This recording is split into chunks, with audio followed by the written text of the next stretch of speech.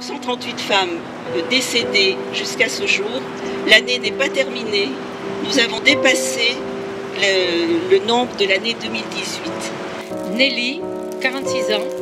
Nicole, 85 ans. Hilal, 30 ans. Julie, 35 ans. Chantal, 60 ans. Dounia, 46 ans. Georgette, 84 ans. Dolores, 40 ans. Babette, 36 ans. Aurélie, 37 ans.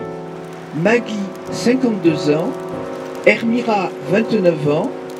Catherine, 47 ans. Avant donc d'illuminer cette façade de couleur orange que la cause féminine au niveau international a prise, et pour que tous les Agatois puissent, en passant devant ce moulin des évêques, eh bien, être sensibilisés à ce combat collectif, je voudrais, exception un peu faite au protocole, laisser la parole à Carole Reynaud, à une femme, vice-présidente du CCS, qui va vous dire un petit mot sur tout ce que nous faisons en la matière. Merci Monsieur le maire. Bonjour à toutes et tous. Je ne sais pas quel titre je vais m'exprimer, puisque je peux le faire en tant qu'adjointe. Je peux également le faire en tant que zontienne. Finalement, je vais le faire en tant que femme. Femme qui n'en peut plus de recevoir d'autres femmes dans des situations absolument inacceptables. Femme qui n'en peut plus de voir ce pays finalement qui est la France, qui est champion du monde dans des tas de domaines et qui a du mal dans cette thématique. Derrière moi, une carte de France. Ici, donc dans les petits cœurs, le nombre de femmes qui sont mortes sous les coups de leurs conjoints.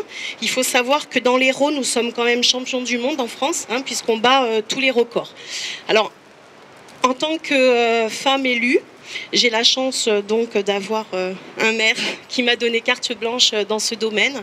Nous avons donc un protocole.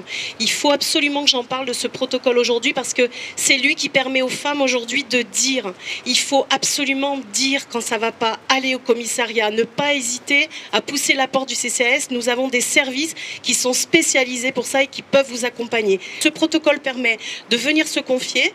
La personne à laquelle vous vous seriez confié, je ne sais pas, on ne sait jamais s'il y a des dames, donc elle aura donc la possibilité d'aller vers nos polices où il y a des agents qui sont qualifiés, qui sont partis en formation pour ça, pour pouvoir vous écouter et enclencher l'ensemble des dispositifs ensuite, justice, etc., qui pourront être mis en place pour mettre les femmes à l'abri. Toutes les villes de France n'ont pas ce dispositif, c'est vrai qu'il faut en être fier et surtout le faire connaître.